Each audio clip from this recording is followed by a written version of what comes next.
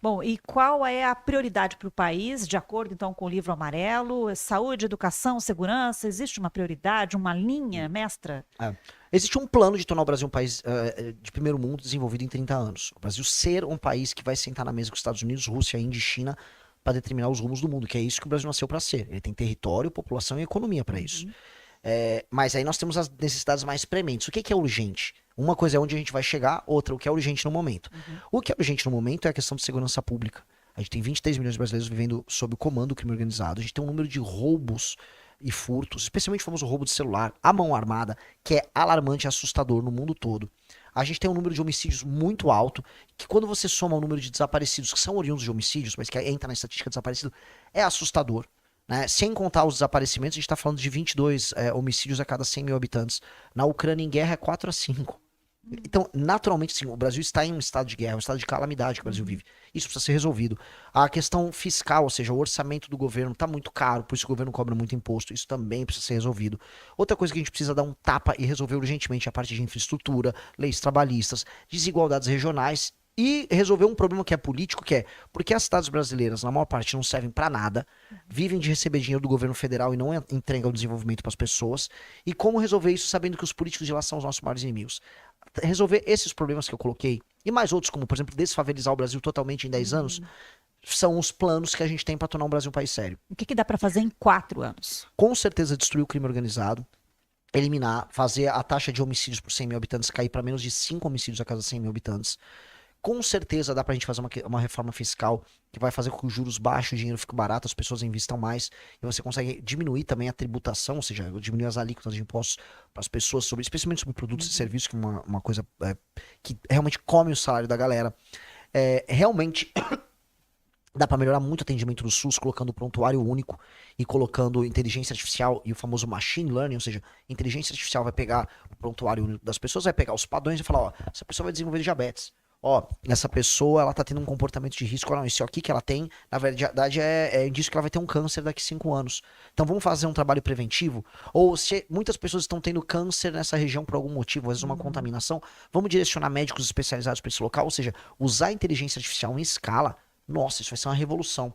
Então isso são coisas que já dá pra fazer, não é nem nos 4 anos, em 2 anos isso tá feito. A reforma fiscal não depende também da reforma administrativa? Mais ou menos, você consegue ter um pacote fiscal, que inclusive a gente protocolou como PEC, que resolve especialmente esse problema de entrada e saída de dinheiro do governo. A reforma administrativa, que a gente está falando, quando eu chamo de reforma administrativa, é a reforma da administração do Estado brasileiro. Sistema de Funcionalismo incentivos. público. Não, esse está incluso, inclusive, na PEC fiscal nossa, uma parte dele. Especialmente na parte que incide sobre privilégios do funcionalismo. Porque O super é salário, uma privilégio. guerra difícil, hein? Mas vai ter que ser endereçada. Não dá para fugir sempre desse tema. Esse assunto vai precisar ser tocado. A gente tem juízes que ganham 100, 250 mil reais. Os números são assustadores e é generalizado em todos os estados da federação. Eles têm um lobby gigantesco, os políticos têm medo de mexer, porque os políticos são, em geral, corruptos. Penduricalhos, né? O penduricalho é assustador. E teve até uma desembargadora carioca que foi aposentada, novíssima, mas já aposentada, foi lá debater com o Dino. Não, mas vamos chamar isso de penduricalho, isso é um absurdo. O juiz paga até o próprio cafezinho ali, né? O que chama de penduricalho é uma indenização. Toma banho, assim, a raiva que dá, a raiva, eu não posso descrever. Né? A pessoa tinha 200 mil reais no mês a título de indenização. Isso é mentira, você não pode receber isso. Uhum. Bom, então a gente está falando aí de reforma fiscal, reforma administrativa, isso tudo tem a ver com o custo Brasil que é muito alto, né? Muito pesado. Sim, isso incide na falta de segurança jurídica, isso incide no Estado ter que cobrar impostos altos para as pessoas, porque ele vai ter que pagar essa farra toda. Isso significa que também o dinheiro vai ser caro, porque como ele gasta muito, ele fica com fama de perdulário, ou seja, que alguém que não paga, e se você não tem fama de bom pagador, o juros vai ser alto para você. Então o nosso juros é alto também por conta disso. Isso significa que não sobra dinheiro para investir em infraestrutura, e aí o custo de transportar um produto do ponto A ao B fica muito caro, porque não está em estrada nem ferrovia. Isso significa que a energia vai ser cara, o produto vai ser caro, e aí o Brasil não fica competitivo. Então, a agenda de competitividade é sobre reduzir o custo Brasil, para que aí a gente consiga trabalhar e produzir de maneira mais fácil. Uhum. Você falou da questão trabalhista também. A gente teve uma reforma trabalhista no Brasil em 2017, isso, né? Você acha que precisa mudar ainda muita coisa? Muito. Na verdade, a gente precisa definitivamente liberar a relação trabalhista entre adultos. Uma pessoa que quer vender seu tempo de trabalho e uma pessoa que quer contratar, elas têm que ter a maior liberdade possível para fazer isso. E isso não é uma opinião minha, não é um gosto meu. Isso é o que o Vietnã fez, China fez, a Coreia do Sul fez, a Índia está fazendo. Todos esses países têm leis trabalhistas muito mais liberais do que a nossa. E eles crescem 5 a 6% ao ano e a gente não cresce nada. Então, os países em desenvolvimento estão fazendo isso. O Brasil tem que parar de se comparar. Ai, não, mas na Inglaterra reduzir a jornada. Você não é Inglaterra, galera. A gente não tá na Inglaterra, a gente é um país muito pobre. A gente tá concorrendo com o Vietnã, com o Bangladesh, com a Índia. E nós estamos perdendo para eles. Então a gente tem que ter condições iguais para que uma pessoa trabalhe, a pessoa que venda seu tempo de trabalho, a pessoa que cumpre, tenham liberdade para trabalhar. E aí sabe o que acontece? Todo mundo ganha mais dinheiro, que é o que aconteceu em todos os lugares. Hoje um trabalhador chinês, ele é um trabalhador que ganha mais dinheiro e tem uma vida melhor do que um trabalhador brasileiro. Já, se eu falasse isso há 30 anos atrás, você fala mentira, ele é um escravo na China. Veja, ele não é escravo e ele vive melhor do que nós. O escravo mudou, nós somos o escravo agora. Ô, Renan, eu queria voltar a falar sobre a questão da segurança, né? Você acha que é possível acabar com o crime organizado no país em 4 anos? Sim. Como? Porque o crime organizado, como estrutura política e militar, ele é tosco. Qualquer polícia em qualquer estado do Brasil derrota eles. O que eles não têm é uma estrutura jurídica e legal que permita que você destrua o crime organizado. Então, o que a gente tem que fazer? Tem que mudar as leis penais, ou seja, tem que aumentar as penas como um todo. Tem que mudar o Código de Processo Penal e a famosa Lei de Execuções Penais para acabar com a saidinha, para que o processo de colocar uma pessoa na cadeia seja bem mais rápido, bem mais sério. Isso tem que ser alterado. Paralelamente, você tem que colocar o Brasil num estado de defesa, tá? E especialmente as regiões controladas pelo tráfico. Que aí você vai com a polícia e com as forças armadas, você coloca as forças armadas de maneira auxiliar, mas as polícias para fazer a invasão, você vai entrar naqueles lugares, você vai recuperar as áreas controladas pelo tráfico, você vai prender e em combate você eventualmente vai eliminar as lideranças do tráfico. E se eles forem constituir uma nova facção depois de você destruir eles e ocupar aquele território, eles vão entrar numa lei de terrorismo que coloca o crime organizado igual como uma organização terrorista, e para eles existe o que a gente chama de direito penal do inimigo, que é basicamente a lei ser muito rápida e muito dura contra um criminoso dessa natureza. Com base nisso, aí não haverá meios para o cara constituir novamente uma facção, porque você vai ter muita lei e ordem. E aí entra um outro elemento.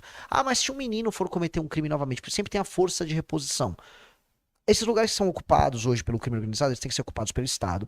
Então eu sempre falo, prendeu, matou contra o crime, mas depois tem o que a gente chama de bandeira, quartel, escola. Primeira bandeira, recupera o território. Depois o quartel, forças militares presentes naquele lugar para o crime não se restabelecer. E escola por último. Por quê? Porque você tem que chegar... Quem é que comete o crime violento no Brasil? Todo mundo sabe, a estatística é muito simples. Meninos, pobres, com famílias desestruturadas sem presença paterna. A ausência de presença masculina é um dos maiores elementos constitutivos de um jovem que comete um crime. Ele não tem exemplo, ele não tem limite, ele não tem estruturação. Então... Nós precisamos de uma escola firme, com forte presença masculina, que vai estar próximo desses meninos problemáticos e vai ajudar eles a desenvolverem autoestima, a entenderem que existe exemplo e limite. E ali, na base, você evita que esse garoto seja cooptado pelo crime, que é o que acontece. Hoje, nesse instante, existem dezenas de milhares de meninos que estão em alguma escola, espalhados pelo Brasil, e esses meninos estão ouvindo uma música que joga ele pro crime, com um amigo que trabalha com o crime, com alguém propondo para ele trabalhar pro crime. Nós temos que salvar esse cara. Então, essa é a proposta. E nesse sentido, não faz... a gente não deve pensar também na questão das prisões, porque hoje em dia, na repressão ao tráfico, se prende muito jovem por porte de droga, por transporte de droga, às vezes mula, né? Uma quantidade até não muito alta. Enfim, as cadeias estão lotadas de jovens presos por tráfico de drogas. E eles entram nas cadeias e depois, como se diz, se formam no crime organizado. Nesse sentido, você acha que também deve ser revista a repressão aos jovens? Não, pelo contrário, tem que aumentar a repressão e, na verdade, tem que aumentar o número de cadeias. O Brasil tem uma discussão muito maluca de que não, as cadeias estão superlotadas. Tá, eu quero construir mais presídios. Não, precisamos construir mais escolas. Não precisa construir mais escolas. Você precisa qualificar as escolas que já existem. Já tem muita escola em vários lugares do Brasil que estão ficando vazias, porque as pessoas estão tendo menos filhos. Então você precisa qualificar as escolas, arrumar elas, colocar infraestrutura, e você precisa construir mais cadeias. Eu não quero cadeia com superlotação e não quero que a cadeia seja uma faculdade do crime. Você tem que eliminar as lideranças do crime organizado que estão nas cadeias, e existem. Boa parte dos presídios brasileiros são tomados pelo PCC e Comando Vermelho. E aquele jovem que cometeu o crime e vai pra cadeia, ele tem que pagar a pena dele. E ele tem que ter o quê? Medo de cometer um crime e ir para lá. Essa ideia de, tipo, não, eu tenho que evitar que esse menino é um bandido. Né? A gente não pode romantizar. O cara que tá cometendo esse crime ligado ao tráfico, ele anda com arma, ele assalta a pessoa na rua, a gente tem que ter esse pequeno criminoso, ele tem, vamos dizer, ele tem um hábito de cometer uma série de crimes correlatos ao universo do tráfico. Ele faz o tráfico? Faz, mas ele vai fazer o roubo de celular também, ele faz o roubo de carro, pode participar de um roubo de carga. Quando você pega as passagens na polícia que um bandido tem, elas não são apenas por assalto, ou roubo ou por tráfico. São os mais variados. E isso, vamos dizer, tem que ser combatido já na fonte. Pegou o cara, põe em cana. Uhum. Bom, então fala um pouquinho sobre a sua proposta para a educação, que vai nesse sentido, né? De você educar esse jovem para que ele não vá para o crime, né? Sim. O jovem, ele não vai pro crime por duas razões. Um, lei e ordem muito dura. Então ele tem que saber assim, se eu for pro crime eu vou me ferrar. E dois, uma série de exemplos que apontem ele para um caminho. A maior parte dos meninos na favela não vão pro crime. Eles não vão pro crime, eles trabalham, eles estudam. A maior parte das crianças pobres no Brasil não são criminosos. E eles não vão. O que tem é uma minoria. Então, há um trabalho em impedir essa minoria de sucumbir à tentação. E esse trabalho tem que ser feito através da lei e a ordem. Ou seja, ele tem que ver que o cara que ganhou um dinheiro e comprou uma moto e que saiu com a menina bonita no bairro porque ele é traficante, que ele terminou preso e ele vai ficar preso por muito tempo. E ele vai falar, eu não quero ter o mesmo destino desse. Isso é uma coisa. O medo ensina muito. O medo é um fator, assim, fundamental para ensinar. É pavloviano.